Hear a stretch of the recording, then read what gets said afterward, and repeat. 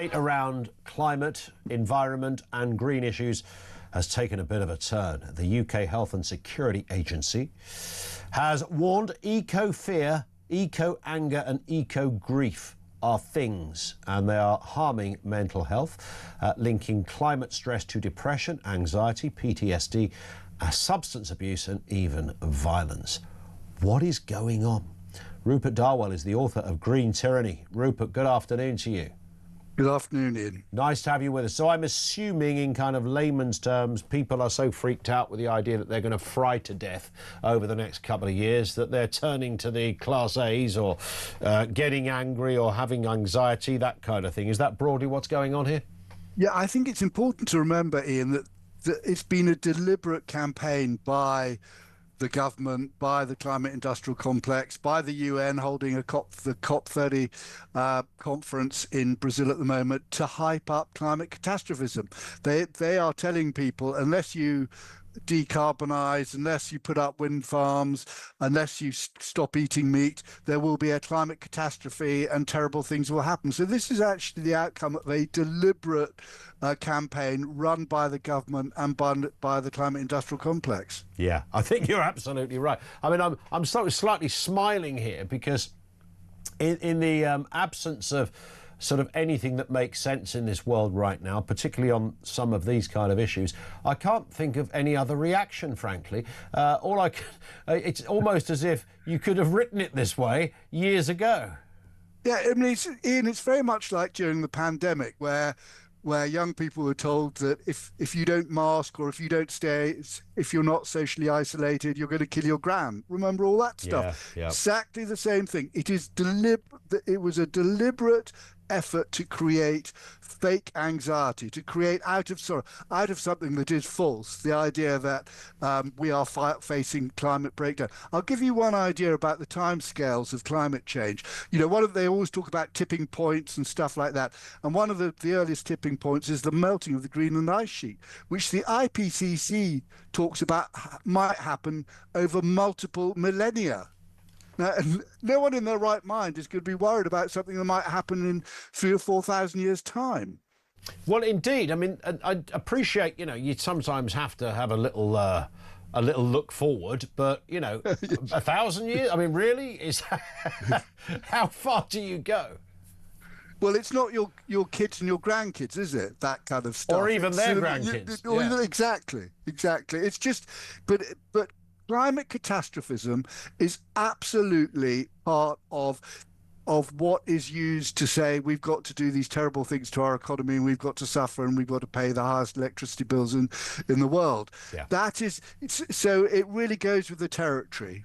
And yes, everything in that respect has worked out exactly as Ed Miliband wanted it to, I suppose. I mean, it's, you know, we were playing some of his greatest bits a little earlier of how he tries to sell his policies, and he tries to make it all kind of amusing and thinks he's got some kind of, you know, comedic presence in this place. I don't think he has. They're quite cringy to watch, as I'm sure you've seen. But this is the story he wanted, right? He wanted this. You know, a poll last year found that half of teenagers fear an apocalypse due to climate issues, and they only fear that because someone told them that. Ed Miliband. Yeah. It's absolutely outrageous that they are scaring children about something that is not going to happen. I mean, when I was young, we had the Cold War, the threat of nuclear exchange, you know, nuclear missile and nuclear war and so forth. Yeah. I mean, that was actually real, but I didn't go around to what.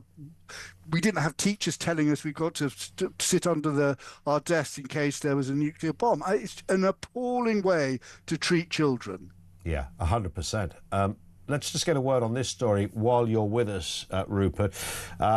This is I mean, we often talk about fly tipping and waste, and over there in Oxfordshire, right near the River Cherwell, and drone footage has revealed this. This must be the biggest somewhere on the planet, I would imagine. 60 metres long, 15 metres wide, 10 metres high, a mound of waste that the local authority haven't been able to keep track of or somehow do anything about, because it's still there, it stinks, criminal gangs are behind it, there's a floodplain which means it poses an additional risk. this is the 21st century in the UK. That's the sort of images I used to see 30 years ago of the Ganges, for goodness sake. Yeah, it's absolutely disgusting. And what you have is you have local authorities, and Oxford is one of the greenest local authorities. Oxford City Council run those 15-minute cities where you can't leave one area to another without being gated by local authority cameras and so forth. The Environment Agency, which actually was set up by John Gummer ages ago when he was Environment Secretary, which was all about sustainable development and saving the planet, and yet they're failing on the basic task of anti-litter, anti-dumping, anti-fly tipping, and that's what people really want. They want their local environment to be safe. The idea that these people should save the planet by forcing people to change their behavior. I mean, that's what's happened. It's the local politicians, the Environment Agency, it's all about saving the planet and not looking after the local environment. Yeah. Spot on. Listen, Rupert, thank you for your time. Really appreciate that. Rupert Darwall is the author of Green Tyranny. Thank you to him. More on that story as well. I mean, is your kid suffering from eco-fear, eco-anger or eco-grief? There has been many TV commercials as well, hasn't there? Do you remember the one that was a dad sitting down reading a book to his kid? And I can't quite remember what the specifics were, but it was essentially about, you know, Daddy, are we going to flood and die? And it was all of that, and it was quite powerful stuff. And I would imagine, you know, when I was a kid, and I remember that whole thing in the kind of 80s of, he just mentioned it, Rupert. I think I could confidently say he's a bit older than me, so maybe he experienced a slightly more acute version of it. But the whole, you know, is Russia and America going to go to war? And, you know, there was the Two Tribes song by Frankie Goes to Hollywood. And they did talk about, I think, Blue Peter, you know, that used to, on any normal day, they'd introduce you to the latest Labrador and tell you how to make a vibrator out of a squeezy bottle or something, because that's what they used to do.